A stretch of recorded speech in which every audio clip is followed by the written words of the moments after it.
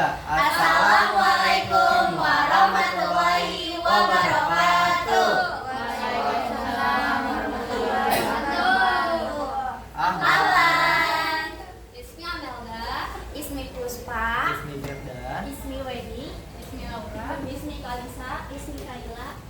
Jadi di sini kita akan memberikan kesimpulan dari materi-materi KOT mengenai sejarah macam-macam perkembangan dan kaligrafi Indonesia. Mulai dari secara bahasa, khat berasal dari bahasa Arab yaitu khat yang berarti garis atau tulisan. Dalam konteksnya, khat merujuk pada seni menulis indah atau kaligrafi, terutama dalam penggunaan bahasa Arab. Khat sering digunakan untuk menuliskan ayat Al-Quran, kata-kata mutiara, serta seni hias pada dinding masjid, buku, dan media lainnya. Selanjutnya adalah definisi dan sejarah kaligrafi Arab. Kaligrafi Arab adalah seni tulisan yang mempelajari cara dan pola penulisan huruf Arab dengan kemampuan jari dalam menggunakan pena untuk menghasilkan hasil tulisan yang indah. Kaligrafi Arab memiliki sejarah yang panjang, dimulai dari masa Rasulullah SAW hingga perkembangan pada masa Bani Umayyah, Bani Abbasiyah, dan lain-lain. Baik, kemudian khat juga memiliki berbagai macam. Di sini yang pertama yaitu ada khat sulut, yang artinya itu sepertiga. Khat sulut ini fleksibel yang dapat dipergunakan atau diperpadukan dengan berbagai bentuk geometris. Kemudian khat ini berkembang pada abad ke-7 pada dinasti Umayyah yang dipergunakan untuk hiasan masjid. Kemudian yang kedua ada khat naskhi. Khat naskhi itu berarti menghapus atau yang merujuk pada menggantikan khat kufi, yang muncul pada abad ketiga Hijriah atau 10 Masehi yang digunakan untuk menulis Al-Quran.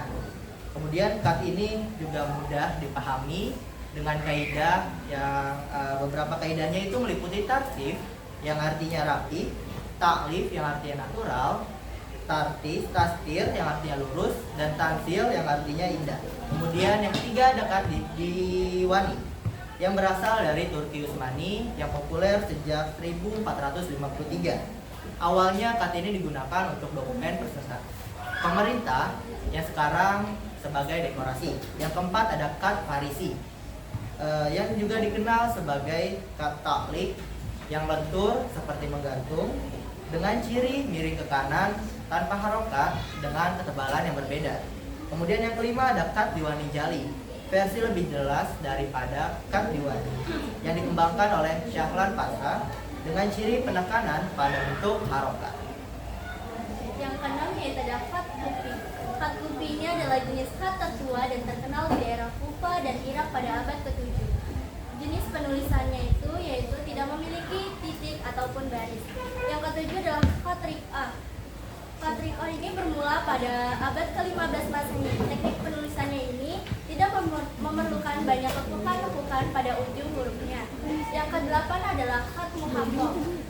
Khat muhaqqaq adalah perkembangan gaya dari khat sulut. Gaya kepenulisannya seperti gaya huruf-huruf khas sulut juga. Namun khat muhaqqaq ini tulisannya sangat samar dan hanya dapat dicermati oleh seseorang yang ahli membaca. Yang kesembilan adalah khat raihani. Khat raihani ini sama aja kayak khat muhaqqaq, dan khat raihani ini juga perkembangan dari khat sulut. Khat raihani bentuknya lebih lebar dan panjang, terdapat syakal dalam hurufnya. Yang ke-10 adalah khat tauqi. Tauqi ini memiliki arti yaitu tanda tangan. Kerap sekali para menteri atau perdana menteri atau para khalifah sekali menggunakan tauqi ini dalam menandatangani naskah-naskah. Nah, untuk perkembangan kaligrafi Arab itu dapat dibagi menjadi beberapa periode. Yang pertama pada masa Rasulullah dan Khulafaur Rasyidin. Kaligrafi ini yang kita pakai yang lebih dominan itu di khat kufi. Terus kemudian di masa Daulah itu artinya negara atau pemerintahan Umayyah. Nah, kita di sini tuh berkembang dengan gaya khat lainnya seperti khat naskhi dan khat sulut. Nah, terus yang ketiga itu di masa Daulah Abbasiyah. Nah, kita di sini tuh udah menjadi kaligrafi itu tuh udah kayak puncak kejayaannya kita dalam kaligrafi. Nah, di sini tuh gaya khat itu tuh udah mulai beragam dan kompleks, dan yang terakhir itu ada pasca Abbasiyah. Nah, di sini kaligrafi Arab itu udah mulai berkembang di beberapa wilayah lain, termasuk di Indonesia. Nah, di sini ada beberapa periode berkembangnya kaligrafi Arab. Yang pertama itu ada angkatan printing. Pada masa ini yang kaligrafi Arab mulai diperkenalkan oleh para ulama dan seniman. Yang kedua itu angkatan pesantren. Pada masa ini kaligrafi Arab berkembang di pesantren dengan gaya hot yang lebih tradisional.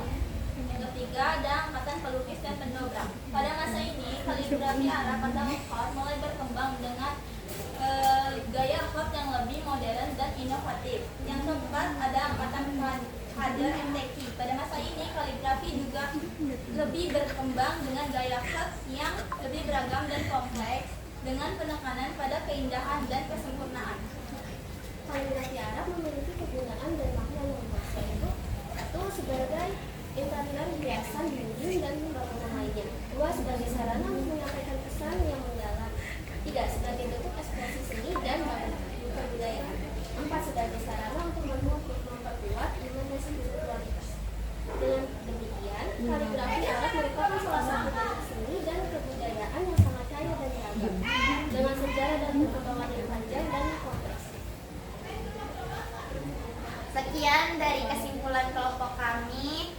Semoga dapat bermanfaat bagi kalian semua. Amin. Kurang lebihnya Mohon maaf. Wassalamualaikum warahmatullahi wabarakatuh. Waalaikumsalam warahmatullahi wabarakatuh.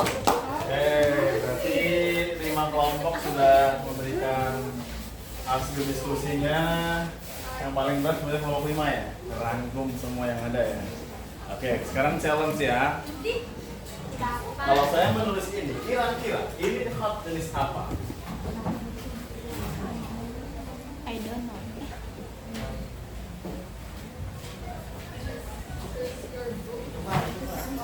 Bismillahirrahmanirrahim. Ya. Farisi bukan Pak? Nasi. Farisi bukan Pak? Farisi. Iya kan Farisi tahu. Oke, nomor 1 belum bisa ketebak. Beda babak kedua. Nasi. Bukan Farisi Pak. Nasi. Yo, babak kedua. Naski, Pak. Yang ke satu Naski. Apa Wen? Naski. Itu yang itu. Ada berapa?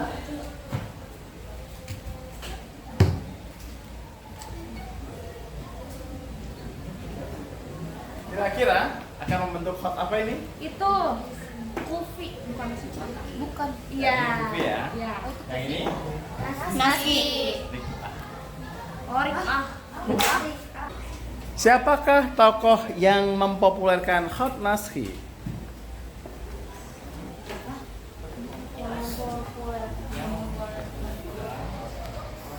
Kalau hot kan garis atau tulisan. Kalau naskhi apa? Itu menghapus. Kenapa disebut menghapus? Karena dia menghapuskan atau bisa apa? Kufi ya, menggantikan jenis kufi. Ingat-ingat kalau dengan kata nas itu ya. Nah, ada di Al-Quran ada nasakh dan mansukh. Ya.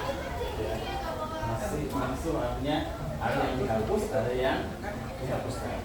Di sini kalau kok Assalamualaikum warahmatullahi wabarakatuh. Siapa aja ini Allah?